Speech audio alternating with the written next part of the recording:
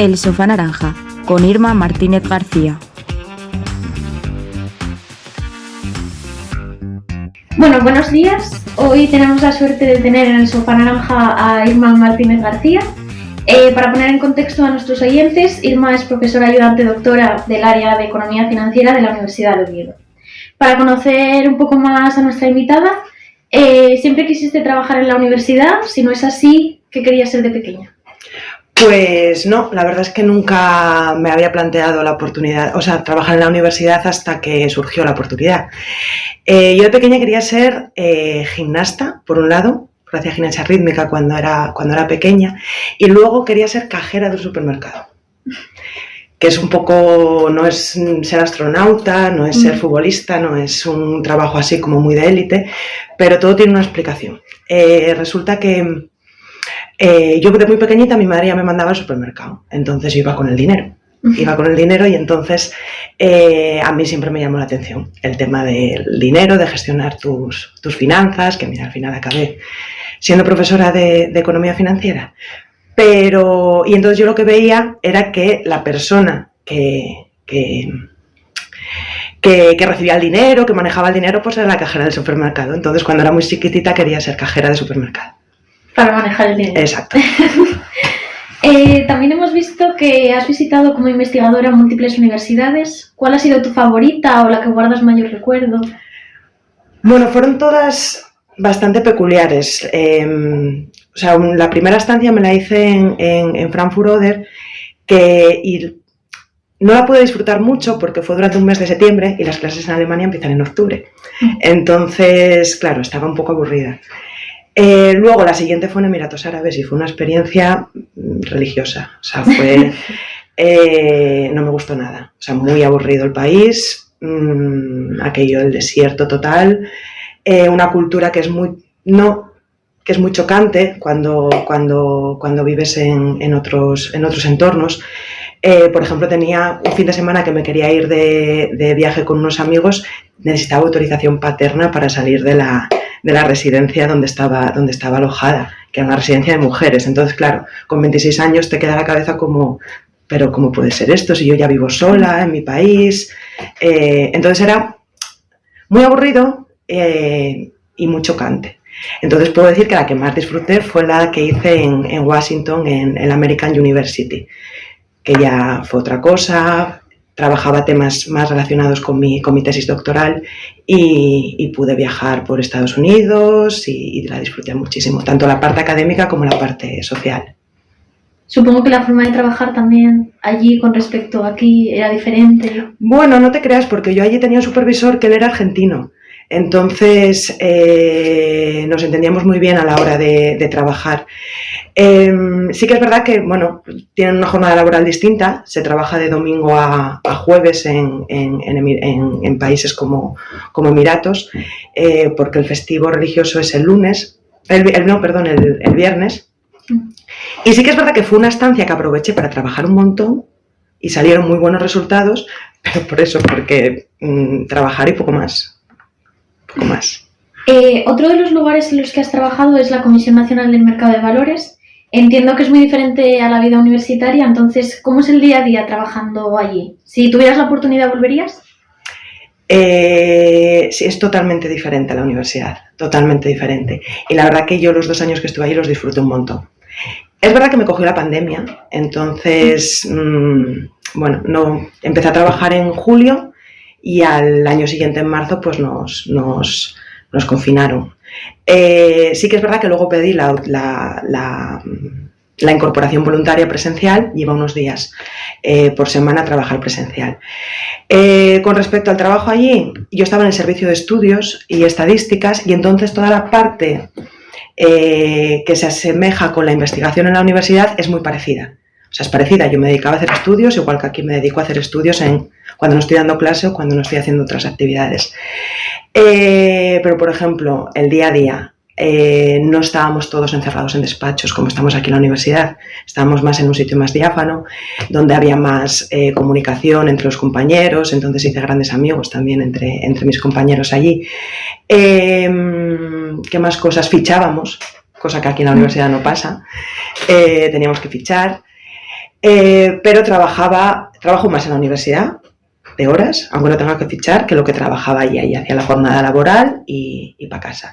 Y luego sí que es verdad que la investigación aquí en la universidad tienes como mucha presión para publicar en revistas de impacto internacionales, y la investigación que hacíamos allí era más enfocada a los policy makers, más enfocada a trasladar los resultados que de verdad importan en la sociedad, que muchas veces va unido, pero no son tan exigentes con los marcos teóricos que son más científicos, que no el impacto de una cuestión que tú quieras analizar, que saques unos resultados y que luego a ellos les pueda servir de utilidad para hacer las políticas que, por ejemplo, CNMV pues hace sus políticas y otros organismos, ¿no? Entonces, por esa parte, que a mí es la parte que me gusta de la investigación, que se pueda trasladar a la sociedad, estaba muy, muy contenta y sí que volvería a CNMV un tiempo, porque allí lo malo es que no tienes la parte de docencia, que también se disfruta mucho. Ya. Continuando con tu experiencia académico-profesional, hemos visto que una de tus áreas de especialidad es la economía familiar y la educación financiera. En este contexto de nuestra generación, en la que la educación financiera parece que se está poniendo más de moda igual por gurús y criptoestafas que por profesionales, ¿qué consejos reales darías a un estudiante como nosotros? Pues con que ahorréis ya es hasta suficiente, y tened cuidado con precisamente luego dónde ponéis esos ahorros. Toda esta parte de la criptomoneda, las estafas financieras, es muy importante y está teniendo cada vez más auge, y efectivamente los jóvenes sois, junto con la gente mayor o la gente que no tiene conocimientos financieros, pues carne de cañón. Lo típico, el típico consejo que dicen: nadie da duros por 4 pesetas, ¿no? Entonces, todas estas rentabilidades de he ganado muchísimo dinero, puede ser verdad, pero también mucha gente gana dinero en la lotería, ¿sabes? Entonces, al final, si queréis invertir en ese tipo de activos, en ese tipo de activos financieros que son complejos, que no conocéis bien, yo lo veo como una especie de apuesta. De este dinero no me importa, me lo quiero jugar como me lo puedo jugar a la lotería, pues perfecto, siempre y cuando asumas que el riesgo de perderlo es alto. Si no, la inversión, hay muchísimos productos financieros que te pueden dar una rentabilidad ajustada al riesgo que estás asumiendo, que lógicamente hay que conocer. Si no conocemos los productos y si no conocemos los mercados, no se puede invertir, y por eso es muy importante la educación financiera, muy importante. Vosotros estudiáis carreras de ADE, de economía, contabilidad y finanzas también hay en esta facultad, y tenéis los conocimientos, pero hay muchísima gente, universitarios, que no los tienen. Por eso es importante fomentar la educación financiera desde pequeñitos, y es una de las cosas que a mí me gustan y que trabajo en ello. También hemos visto que has estudiado la relación entre la sostenibilidad, la igualdad de género y el mundo corporativo. Respecto a la sostenibilidad, ¿crees que el auge de políticos que están políticamente en contra de medidas de sostenibilidad, como por ejemplo la Agenda 2030, son una amenaza temible o una moda más bien pasajera? Yo creo que es una moda un poco pasajera. Quiero pensar también, porque al final es que lo ves en los diferentes sectores, no solamente es en la política donde están ahora con la sostenibilidad, sino que las grandes empresas, ayer tuvimos una charla en la facultad sobre el papel de la banca en las finanzas finanzas sostenibles, y al final es que son muchísimos actores en la economía, en la sociedad y en la política, que van en esa línea de la sostenibilidad, porque al final es que se ven en los desastres medioambientales, se ven las crisis de refugiados, todos los desastres armados, todas esas cosas son sostenibilidad, y las empresas están apostando por ello también, las grandes empresas. Así que yo quiero pensar que no es una cosa pasajera, que es una cosa pasajera todas estas personas que están en contra. Siempre hay gente que está en contra de todo, siempre hay haters, siempre hay y espero que con el tiempo eso se vaya cayendo, y vaya cayendo por su propio peso, porque al final, si no, pues vamos a acabar con el planeta y con la sociedad en general. Pero eso es una opinión, no tiene nada que ver con los estudios que hacemos en esa línea de investigación. También sabemos que formas parte del proyecto Fineduca. Uh-huh. Y hay gente que quizá no sabe muy bien qué es, entonces ¿nos podríamos explicar un poco para qué sirve, qué hacéis? Esto tiene relación con la parte de la educación financiera. Nosotros somos un grupo de profesores que lo que intentamos es que vosotros que sabéis de finanzas, a través de acciones de voluntariado, podáis dar charlas en institutos y en colegios a estudiantes preuniversitarios, normalmente a estudiantes de ESO o estudiantes de bachiller. De tal manera que los estudiantes que participan de los grados universitarios, que pueden ser tanto de grado como de máster como de doctorado, reciben unos talleres formativos donde vienen profesionales que se dedican a transmitir educación financiera a ese público objetivo, a estudiantes de la ESO o a estudiantes de bachillerato. De tal manera que ya no son los conceptos, porque los conceptos, como estudiantes de esta facultad, los conocéis, sino que son conceptos, son talleres sobre cómo transmitir esos conceptos a ese público objetivo. Porque a veces pensamos que en cuarto de la ESO sabíamos mucho, pero en realidad sabíamos más bien poquito, o en primero de bachiller igual. Entonces, son una serie de talleres que da gente de CNMV, de EFPA, antiguos participantes del programa de Fineduca 360 Jóvenes para Jóvenes, y luego, por parejas, los estudiantes de la facultad van a estos centros educativos y dan esas charlas de educación financiera. Y la verdad que los resultados están siendo muy buenos. O sea, este año hemos tenido muchas solicitudes de centros. De hecho, estamos súper preocupados porque no sé si vamos a dar abasto con los estudiantes que tenemos participando en el programa, porque tampoco los queremos cargar mucho. Pero, por ejemplo, si miramos las encuestas, cómo valoran luego los estudiantes de los institutos las charlas que reciben por parte de vosotros, la nota que os ponen es muchísimo mejor que la nota que nos ponen a nosotros cuando vamos a darlas, porque transmitís, o sea, estáis en esa generación y el impacto todo, cómo hacéis las cosas, queda mucho más calado el mensaje, así que aprovecho para pedir que la gente se anime a participar en este proyecto. También los participantes suelen repetir de un año para otro, cuando no son ya egresados de la universidad, así que esta es una de las actividades que yo creo que más os pueden interesar del proyecto, de la iniciativa Fineduca 360. ¿Y qué te motivó a involucrarte en este proyecto? ¿En la educación financiera? A ver, la educación financiera, yo sinceramente, fue a raíz de estar en CNMV. Y allí estaba desarrollando un proyecto de investigación que era relacionado con mi tesis doctoral, que era sobre género en consejos de administración, y cuando terminé de hacer ese proyecto me dijeron, ¿y ahora qué vas a hacer? Y yo, pues no lo sé. Entonces me puse con temas de sostenibilidad y allí en la comisión estaban haciendo un estudio sobre educación financiera y me dijeron, oye, ¿no te apetecerá echarnos una mano con esto?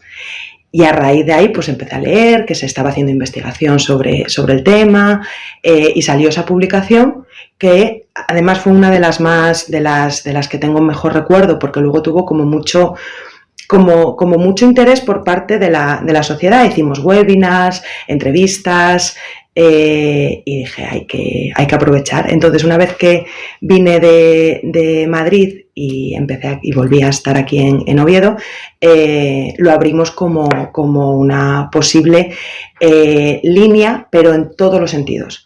Tanto para dirigir TFGs, como para investigar, como para dar nosotros charlas de educación financiera en colaboración con el grupo de investigación con el que trabajo, con Silvia, con Eduardo y con Ignacio y Nadia.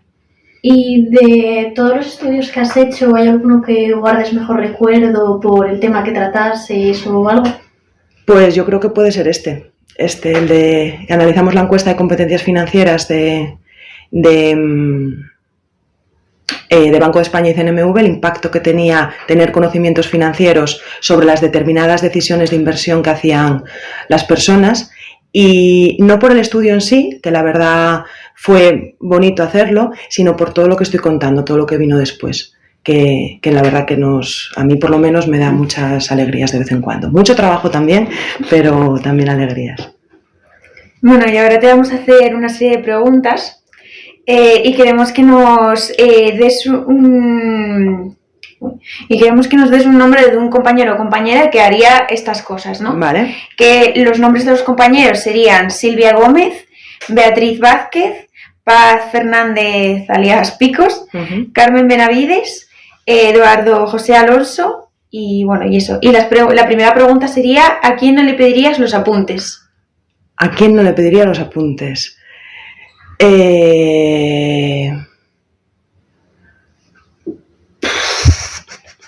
No se puede repetir, ¿eh? Ya, o sea... me imagino. Primer aprieto de la entrevista. Total, porque es que no sé qué decir. Sí que es verdad que puedo descartar por áreas, en el sentido de que Picos y Bea son profesoras de Derecho, entonces no es que me puedan interesar mucho los apuntes, aunque a veces sí, hay cosas que se hacen entre el Derecho y la Economía. Pero también es verdad que escriben muy bien, las dos. Yo creo que el que peor escribe es Eduardo, entonces creo que diría Eduardo, aunque me puedan interesar más los apuntes de él. ¿Con quién te irías de Erasmus? También, qué difícil. Pues yo creo un poco por generación con Beatriz Vázquez. ¿Y tu compañero perfecto para planear un atraco? Madre, pues no sé. Porque saldría mal, seguro, con todos los que... O sea, conmigo en el equipo saldría mal. Y yo creo que no tiene ninguno madera de atracador ni de no perder los nervios. Enseguida te delatarían. No, o sea, yo me imagino un equipo, o sea, estar... no en plan dilema del prisionero, no, sino que saldría mal en el sentido de que nos saldría mal, seguro. Yo creo que la persona que menos puede perder los nervios en ese sentido sería Silvia Gómez. Yo creo que la veo como más templada y se necesita un poco para esas labores. Si tuvieras que intercambiar vidas con alguien por un día, ¿con quién sería? ¿Quién me queda? Carmen y Picos. Muy difícil también las dos, porque las dos tienen una vida muy interesante. Pues diría con Carmen, y que coincidiera en algún viaje de esos que se hace por ahí por el mundo, el día en concreto. Si se puede, oye. Sí. Y el compañero perfecto para hacer una ruta de senderismo ya nos quedaría Nos quedaría Picos, y yo creo que vale también, sí. Genial. Sí. Bueno, y para terminar, vamos a pasar por las preguntas más interesantes, que Vale. serían las de cotilleo. A ver. ¿Cuál sería, por ejemplo, tu plan ideal de domingo? Pues normalmente, ahora los domingos, desde hace un tiempo para acá, me los paso siempre con mi familia. Me voy a ver a mis padres, a mi abuela que está mayor, a veces está también mi hermana, y ese es un plan que me gusta mucho, que no quiero desmerecer, y lo disfruto mucho, sobre todo eso, porque todavía tengo la suerte de tener una abuela. Pero mi plan perfecto de domingo es ir de monte. Hacer un pico y después pues recuperar los líquidos perdidos tomando una cervecilla en el bar del pueblo, donde cuadre con amigos. ¿Qué compraste con tu primer sueldo? ¿Qué compré? Bueno, yo con mi primer sueldo no compré nada especial. O sea, lo que hice fue, yo tuve la suerte de estudiar siempre con becas. Y entonces yo siempre tuve, desde pequeña, ya veis con lo de la cajera del supermercado, siempre quise gestionar mis finanzas. Siempre, desde pequeña. Mi padre me había regalado un libro diario y yo estaba ahí con la paga, estos ingresos, tal, en plan friki, de verdad. Entonces, como tuve la suerte de tener becas desde cuarto de la ESO hasta prácticamente el final de la carrera, yo siempre me lo quise pagar todo y tener eso a honra de que yo me había pagado mis estudios, yo me había pagado mis cositas. Resultó que cuando empecé el máster tuve que pedir cierta ayuda, tuve que pedir dinero. Y entonces le dije, papá, échame una mano. Entonces mi primer sueldo, en parte, fue devolverle el dinero que me había dejado mi padre para estudiar el máster. Y luego, pues seguramente que otra parte lo ahorré e invité a mis amigos a tomar algo. ¿Qué harías si te tocara la lotería? Si me tocara la lotería, pues viajar todo lo posible. Viajar siempre y cuando tenga con quién, porque lo de viajar sola no le acabo de ver la gracia. que dicen que luego está muy bien, pero yo no se la veo. Y sí que me gustaría también arreglar una casa que tengo que tiene mi familia, que era de mi abuela, que me gustaría ponerla a mi gusto. Es una casa de pueblo y bueno, pues no es muy funcional para la vida diaria. Entonces también me gustaría hacer eso. ¿Cuál es tu película favorita? Amanece que no es poco. Esta no tengo ningún tipo de duda. Es una película de humor absurdo, total, que yo creo que o te encanta, de hecho hay clubs de fans, la gente hace quedadas para hacer recreaciones de la película, o la odias porque no la entiendes, pero es muy absurda. Y eso, Amanece que no es poco, sin ninguna duda. Sí. Y bueno, ya para acabar, la pregunta más importante de toda la entrevista, que sería la tortilla con cebolla o sin cebolla. La tortilla con cebolla porque es como la hace mi madre, porque no creas que soy súper fan de la tortilla, pero la de mi madre es espectacular y es con cebolla. Pues genial. Y para terminar, por último, ¿algún consejo que quieras dar a nuestros oyentes, alumnos? Pues que disfrutéis muchísimo de la época universitaria, muchísimo, porque no tengáis prisa por empezar a trabajar, porque es cuando mejor se vive, totalmente. También, ¿qué más consejos? Yo, por ejemplo, nunca me involucré mucho en las actividades de la facultad como estudiante, como vosotras hacéis, y es una cosa que me arrepiento, la verdad. Porque por desconocimiento, porque venía a clase y tenía ganas de irme para casa a estar con mis amigos del sitio de Pola, o lo que sea, nunca hice ningún tipo de actividad. Y sí que es verdad que la facultad te ofrece una cantidad de cosas que son muy enriquecedoras y que vosotros estáis haciendo muy bien aprovechándolas, ¿no?